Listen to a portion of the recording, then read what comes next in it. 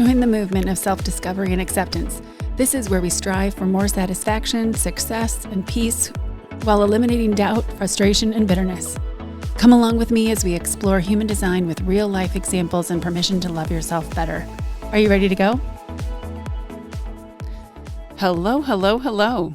Let's continue our conversation about energy types and dive into projectors today. This is personally one of my favorite energy types to talk about because projectors have such an important role among us. You make up approximately 20% of the population, and you're here to be an expert. Your energy is also designed to guide the rest of us because you can see things we can't. This can be so powerful that even when you're just sitting on the couch, your energy is working, especially when there are others in the room. It's been said that you are here to usher us into the next way of life as we shift from a tribal mentality to more of like a individualistic society where value is placed more on the personal gifts that each of us bring to the world, more than the material value we place on things today. So, what makes a projector a projector? A projector does not have a motor connected to the throat. Now, remember, that's either the will center, emotional solar plexus, or the root center. So none of those motors are directly or indirectly connected to the throat center. This is just like we talked about with the generator. Unlike the generator, a projector does not have that sacral center defined. However, these two energy types work really well together, and I'll explain that in a little bit. It's important for projectors to be recognized for their accomplishments, your skills, your knowledge. This is part of being an expert for the rest of us, as well as how your energy works with your strategy of walking through life. Being recognized is the first and important step in how you navigate situations. If you aren't recognized for the correct things, then you may enter into something that isn't correct for you, which will cause resistance. For example, if someone recognizes you for your willpower and ability to persevere through anything, and you have an undefined will center, then they don't really get you, because that undefined will means you'll have inconsistent access to that willpower energy. Therefore, if you accept the invitation this person has extended, then you're in for a potentially exhausting experience. You have a natural ability of recognizing others as well. This makes you a good role model for what you need for yourself.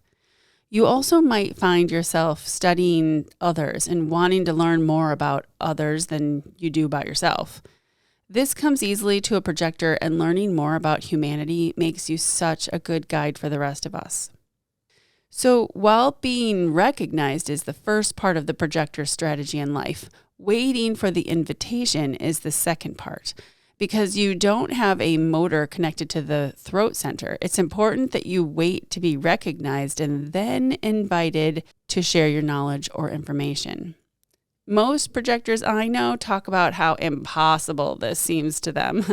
I can completely understand where you're coming from and how debilitating it would feel if you couldn't do anything without receiving an official invitation first. Well, good news. Waiting for the invitation is mostly referring to the big decisions you're trying to make in your life. However, it works really well in your everyday life if you've got the patience for it. What signifies something big that you should wait for an invitation? Well, here's a good rule of thumb. If it involves love or bonding with others, your career, or where to live, then I would consider these big decisions and encourage you to wait for that invitation.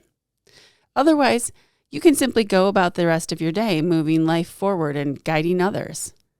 Let's say you're in a situation where you're trying to make a large decision in your life and waiting for that invitation feels like it's taking forever. Consider stopping to think about how your aura works. It's incredibly powerful and inviting, truly. When you slow down and let your aura do its job, The invitations will show up for you because your aura is pulling them to you. Stop looking for or trying to initiate an invitation. I really like how Linda Bonnell says it in one of her books on human design. When projectors trust in the silent magic of their chemistry, many opportunities appear. Once your invitation has formally come into your life and received, you'll need to check in with your authority, and if it's correct for your energy right now, then you should be able to move forward as you like to make things happen. What happens if you don't wait for the invitation and just go forward with something? You will most likely meet lots of resistance and feel bitter or resentful. Bitterness is your emotional theme as a projector and your sure sign that something is out of alignment. This could mean that you didn't wait for that invitation. It could mean that you're not allowing your energy to guide others because you don't want to be pushy. It could mean that you're pushing too hard to be recognized for your skills or input. Regardless, when you feel bitterness, realize it for what it is. Maybe think about what might have gotten you to this point. Set it aside for what it is and then move on. If you feel like you need to talk about it later with your partner or friend, then definitely do that. But here's your permission slip to be okay with this feeling. Know that it comes from a place of not being aligned with your energy and that there's nothing wrong with you or how you're feeling. Instead, look for those successful moments in your day because success is your emotional theme for being in alignment with your energy. Success is also the feeling you probably get when you know you have value or helped someone use their energy more efficiently. Be selective in the invitations you accept and the people you surround yourself with. If you work with or manage a projector, there are some very important things you need to keep in mind about them. The number one thing is to honor the way that their energy works, or in this case, doesn't work. They do not have consistent access to life force energy like a generator does. This means that they aren't meant to go all day long. Because they have an undefined sacral center, they will borrow and amplify the energy of others around them, but that makes it difficult for them to know when enough is enough. What does this mean in the workplace? Consider offering positions that can be flexible with their hours and allows your projector to do the work at times that feel best for them.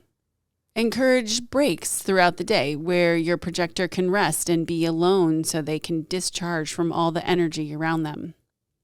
Work on changing your value around work. Many of us value that someone puts so much time into their work or that they keep going nonstop until the job is done well and early. If you praise this kind of behavior in your workplace, then your projector will think they have to be the same way, when in fact, only generator types are designed to do work so much, and even then, only on things that light them up. So the more you can value the quality of people's work and recognize people's strengths, the more you'll get out of all your employees, but especially your projectors. Projectors thrive on recognition. If this isn't a natural thing for you, then leave yourself a note on your desk to remind you that your projector needs some love today. This doesn't mean that if they're not performing up to standard, then you should still praise something about them. It means that their energy works best when they are recognized for something and then invited to share their knowledge or expertise. Inviting is another way for you to honor their energy, especially when it involves a large project or something you would like to involve them in that might change some major things about their life. Let's use the example of an employee getting a promotion, but it requires them to relocate. The best way to approach this as a manager is to recognize the value they bring to the company or organization and then officially extend an invitation to consider the promotion.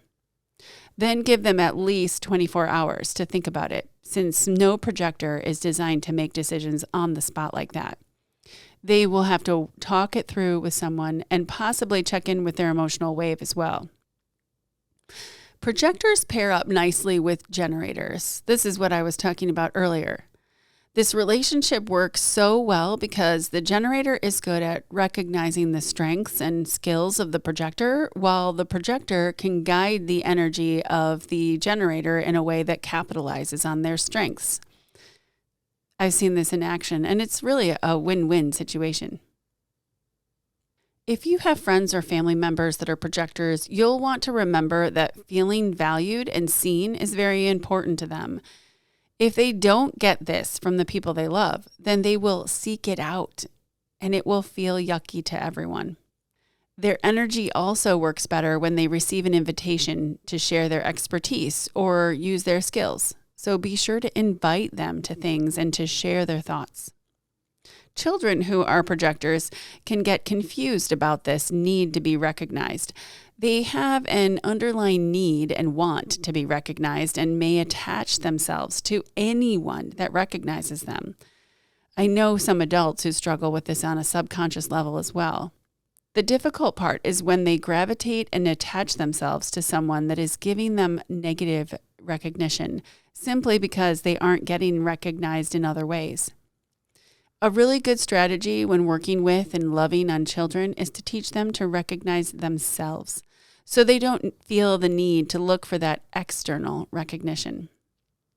Anytime I work with someone who has a projector in the family, I remind them to ask this person for advice. Projectors can see things from a different perspective and will be able to offer a unique take on your situation. So consider asking them for their thoughts on things. This also fills their cup and helps them live in alignment with their energy. Projectors need open-ended statements when making decisions. So instead of saying, "Would you like pasta for dinner?" you could say, "What are your thoughts on dinner this evening?" All projectors need to talk through the situation they're trying to make a decision about. So be sure to use phrases like, "Tell me what's on your mind," and "I wonder what your thoughts are on this." The best thing to remember about projectors and decision making is that they never need your advice, even though we're asking them for theirs. The answer is already inside of them. They might say they'd like your opinion on something, but really all they need is to talk through things so that they can hear themselves say the answer out loud, kind of like needing to speak their truth.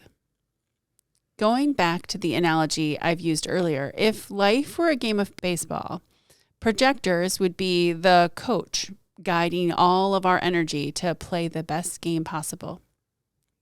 Now, to recap some highlights for all of you projectors out there, surrender to life. Stop feeling like you have to control everything. Learn to be quiet. Your invitations will come from silence. Recognize others for their gifts, skills, and knowledge. This will come back to you in tenfold. Most importantly, wait to be recognized. Check in with your authority. Accept the invitation if it's right for you. And then feel the empowerment to manifest. That's it for today. Until next time, happy exploring. I'm so glad to connect with you today. Please follow the show, forward it to a friend, and leave a review. Send me an email with how human design has changed your life, and I might feature you on the show. Until we meet again, don't forget to love yourself better.